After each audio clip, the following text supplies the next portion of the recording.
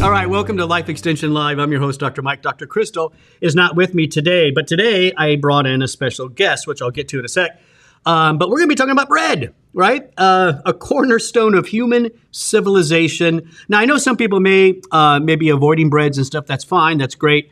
That's your dietary choice. But a lot of people still like bread, and they're looking for those healthier options, and there's just so many out there. So I brought on an expert to help me talk about that today, and it's Holli Ryan. She's a registered dietitian, blog writer, and you're kind of the RD we bring on when we have food. Yeah. Do you ever notice that? Right. We always do food with Holli. Welcome to the show. Thank you. Glad to be back. So yeah, people want to enjoy bread. It's often on the chopping block when we are wanting to lose weight or, maintain our blood sugar levels. But when we do want to enjoy some bread, there are some better options. Yeah, for sure. So on today's show, we're going to talk about what those better options are. As Holli is teaching us about these options, I'll be trying a little bit. I'm going to nibble just a little, right? And I'll give you what I think about it as we go through it. Okay, sounds good. There's a couple of them in here that I'm very interested in trying. Okay. All right. So before we do that, you were talking before we started this about the grain itself, and I thought that was a great conversation. Tell us about that again. Yeah, so when it comes to a whole grain anatomy, if you will, so you have the inner germ, you have the endosperm, and then you have that outer layer, which is the bran. When you have kind of your refined white bread, your Wonder Bread, my childhood bread. Yeah, that's, a lot of people familiarize with that bread, but unfortunately, it's going to be primarily the endosperm, and the germ and the bran are removed. Right. Now, the endosperm, mostly carbohydrates, some nutrients in there, but the fiber, which is really important when it comes to bread, the fiber is going to be in that outer bran. And unfortunately, that's removed with the white breads. Yeah. Dr. Crystal, she's a clinical nutrition, as you know, and she said something I thought was pretty cool, that if, the white bread, it's like, what's the point? Because we're eating bread to get the benefit of the grain, and if all that benefit's gone, yeah, kind of like, why are you doing it? Why are you eating that bread? Yeah, it's empty carbs, right? Yeah. So you want to get your most, I say this a lot, the bang for your nutritional buck, right? Yeah. So when we eat foods, we want to make sure we're getting the most nutrition out of it. And, that's right. I like that. Yeah. Right? Okay, let's start. So we have all these different breads here. We're going to start with this first one. Tell us about this first one and why you think this is healthy and important. Yeah, so we have multigrain bread here. Not only is it a multigrain, it's also a sprouted bread, which we'll talk a little bit more about later. But in terms of why this would be a better option, it's going to be whole grain. So whole grain, like we were describing, you get all three parts of that grain. Some things you want to look for on a label is an indication from the Whole Grains Council. Mm-hmm. And we have that label. I think they can show that right now. Yeah, we have a visual for you, but it's going to be that kind of yellow icon. It's going to give you, this one says 50% whole grain, and it gives you the amount of grains in grams per serving. So that's a good icon to look out for. And like I was saying with the fiber, it's going to help you avoid occasional constipation, support healthy blood sugar levels, right, and also healthy cholesterol levels. Yeah, compared to the white Wonder Bread that I ate every day in the 1970s, that spiked sugar and stuff like that. And so this is a better option. Yeah, especially if you don't combine it with protein and fat. A balanced meal. When you do have bread, you'll have a sandwich. You'll put things on it. So when you have a more balanced meal, so I wouldn't sit down and just go to town on some bread. Just make sure you're eating it as part of a nutritious meal, right? Of course, yeah. All right. So that's the whole grains. Look for that label. Now we're going to move into one of my favorites. Is rye bread. So tell us about this. So and here's what's interesting. We have two different rye breads. You can't see it. We kind of have the more classic one you're going to find in your store, and then we have real rye bread. So tell us about rye. Yeah. So in the United States, we're used to seeing kind of this. You can see some of this dark marbling going on here, that darker bread.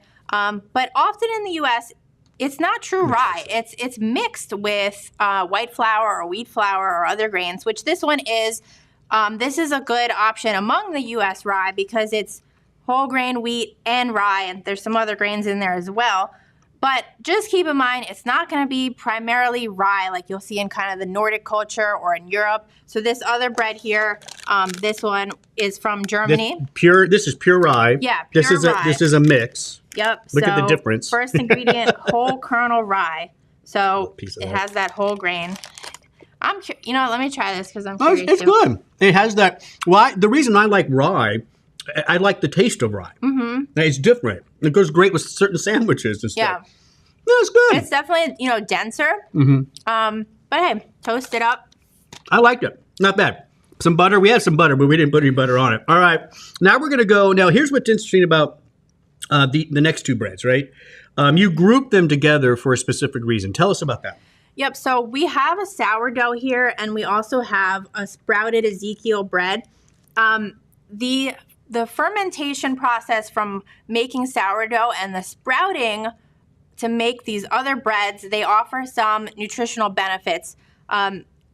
Reduced gluten content and reduced phytates. Right. Phytates bind minerals. So bread and grains, they are naturally a source of minerals like iron, but we can't always utilize it. We can't always absorb those because of the phytic acid present in these grains.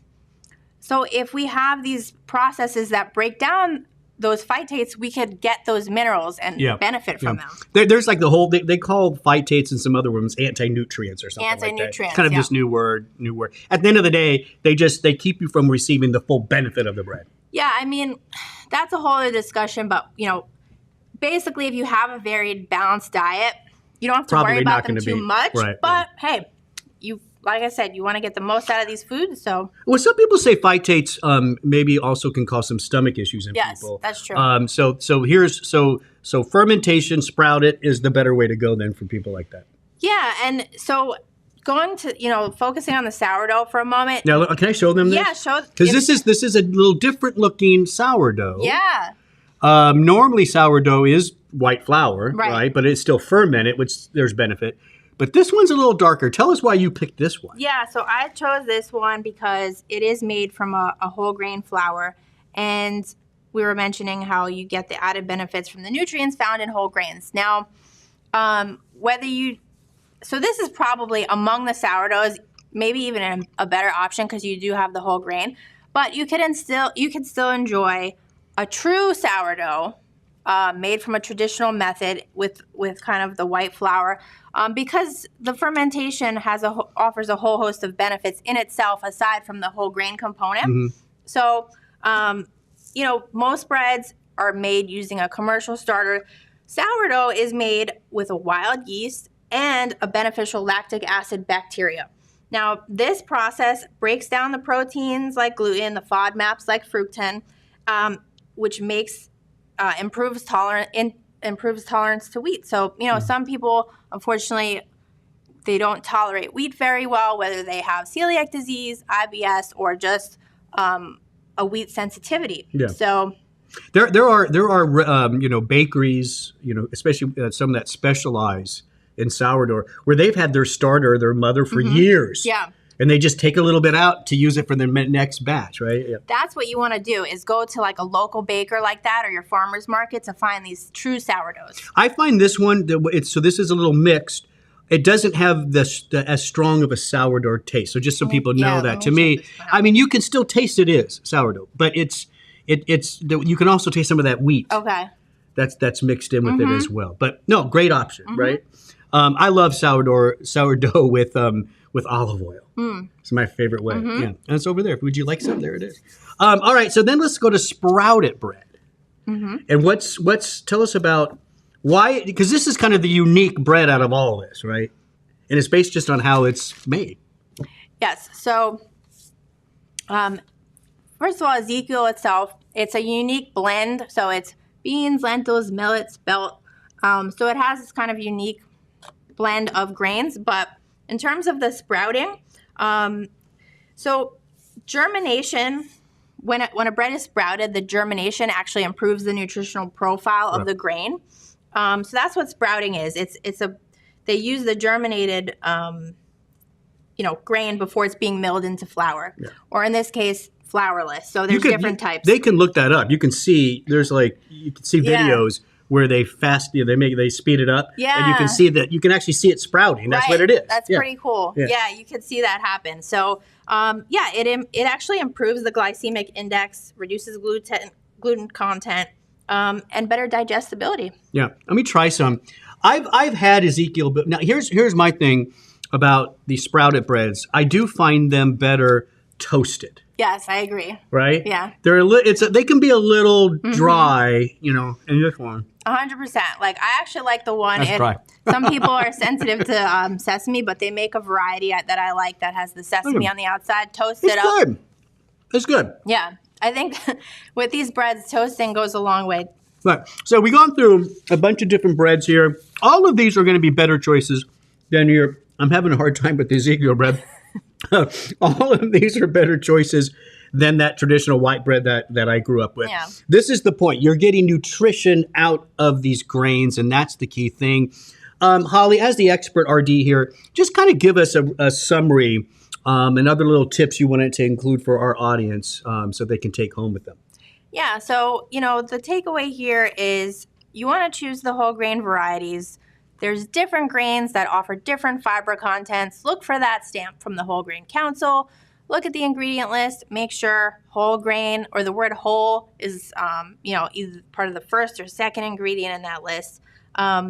Choose breads without high fructose corn syrup. A lot of these are packaged. They're going to have some preservatives. So maybe go to your farmer's market or local bakery or try baking it yourself at home to avoid some of those things. And this brand here, this Dave's, they make a thin sliced, or if you buy a whole loaf like this, you could ask the baker to thin slice it for you. It's for a lower calorie option. That's good. Yeah. Choose organic varieties, and if you are gluten free, there are some grain free breads out there, gluten free breads out there.